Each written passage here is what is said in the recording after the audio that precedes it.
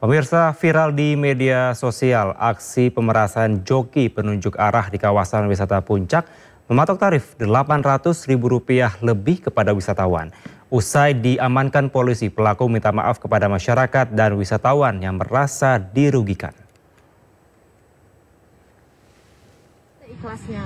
Iya, sampai jalan raya doang. Ya. Bapak nggak ada ngomong sampai jalan raya. Ya. Bapak cuma ngomongnya tadi ini ikut alternatif. Saya tanya, Bapak mau dibayar berapa? Bapak bilang seikhlasnya. Makanya saya cuma ada 150. Seorang joki pemandu jalur alternatif di kawasan wisata Puncak Bogor meminta wisatawan untuk membayar biaya jasa pengantaran sebesar Rp850.000. Peristiwa berawal saat sang joki menawarkan jasa pengawalan jalur alternatif ke wisatawan. Keduanya pun sepakat karena awalnya sang joki tak mematok tarif dan mengaku siap dibayar seikhlasnya. Namun wisatawan yang mentransfer Rp150.000 kepada sang joki tak diterimanya karena meminta lebih. Pihak kepolisian bergegas memburu sang joki yang dinilai telah memaksa meminta sejumlah uang dan akan memproses secara hukum. Wisatawan yang mau ke atas menggunakan jasa masyarakat untuk kelancaran perjalanannya ke atas, akan tetapi masyarakat tersebut dengan komitmen akan diberikan uang. Dan sesampainya di tempat tujuan diberikan uang sejumlah Rp150.000, akan tetapi yang memberikan jasa tersebut menolak, ingin lebih. Sementara itu, terduga pelaku pungli berinisial CN mengakui kesalahannya serta meminta maaf kepada masyarakat. Mohon maaf yang sebesar-besarnya kepada wisatawan dan masyarakat Puncak, khususnya kepada pemilik akun TikTok Bilibra atas kejadian video viral. Saya meminta uang sebesar Rp850.000 jasa pengantaran jalan memakai motor menuju pom bensin Tugu. Polisi mengimbau kepada masyarakat yang akan menggunakan jalur wisata Puncak untuk tidak menggunakan joki, namun lebih baik bertanya kepada pihak kepolisian.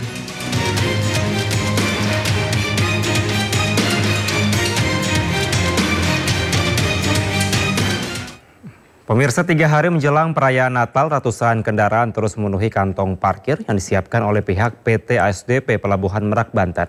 Berbagai skenario disiapkan pihak terkait untuk mengantisipasi lonjakan penumpang, termasuk jika terjadi cuaca buruk. Pejalan kaki dan kendaraan roda 4 memenuhi kantong-kantong parkir yang disiapkan PT ASDP Pelabuhan Merak, Banten. Bus dan truk Sumbu 2 juga masih memadati dermaga eksekutif. Antisipasi terjadinya lonjakan penumpang, pihak PT ASDP telah membuka 3 pelabuhan yang ada di kota Cilegon.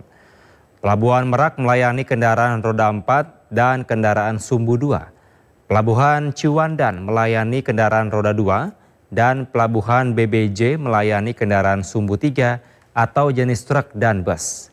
Bahkan sejumlah sopir truk mengaku dirinya sudah mengantre 3 jam. Masyarakat diimbau rencanakan keberangkatan lebih awal sebelum puncak arus, mengingat cuaca ekstrim yang berdampak pada penyeberangan. Pemirsa, calon penumpang berdesakan memadati stasiun besar Tugu Yogyakarta di musim libur Natal dan Tahun Baru. Penumpang bahkan harus berebut untuk naik kereta komuter lain relasi Yogyakarta-Solo Palur.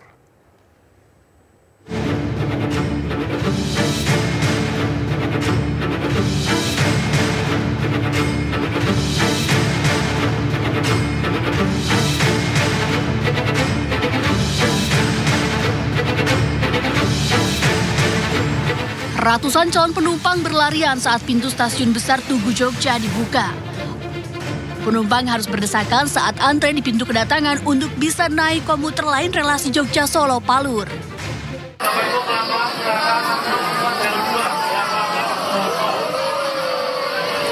Membludaknya penumpang terjadi di musim liburan Natal dan Tahun Baru.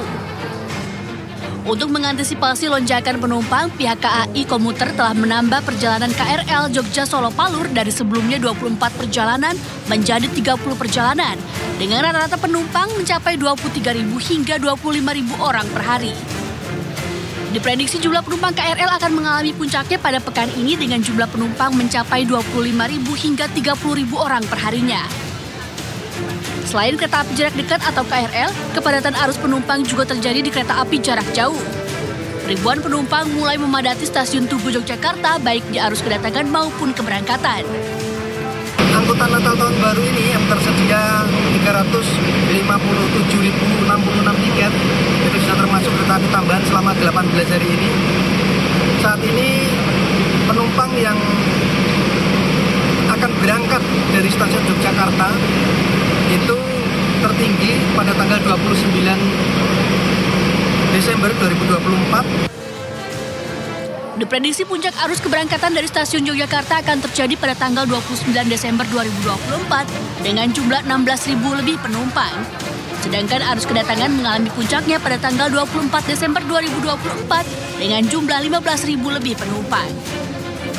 Dari Yogyakarta, Heru Tujoko, iNews melaporkan.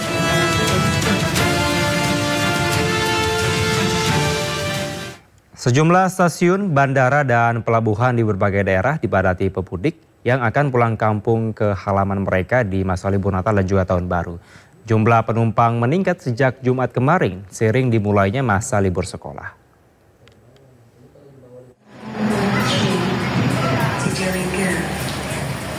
Memasuki libur Natal dan Tahun Baru, ribuan penumpang memadati stasiun kereta api Kota Bandung, Jawa Barat.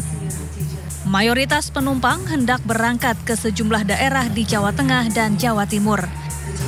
Dalam satu hari, 8.000 penumpang diberangkatkan dari stasiun Bandung.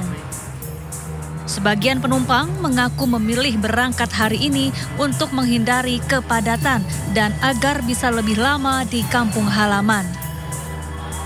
Pak, kenapa sih memilih hari ini, Pak? Kebetulan supaya lebih lama aja liburannya anak-anak. Nah, kenapa sih Pak memilih transportasi kereta api, Pak? Lebih nyaman ya daripada yang lain, mungkin itu pilihannya.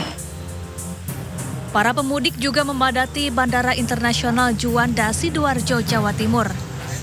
Peningkatan jumlah penumpang terjadi sejak Jumat kemarin, seiring dimulainya masa libur sekolah. Sementara puncak arus mudik libur Natal di Bandara Juanda diperkirakan terjadi hari ini, di mana sepanjang hari ini ada sekitar 53.000 penumpang berangkat ke sejumlah destinasi tujuan melalui Bandara Juanda.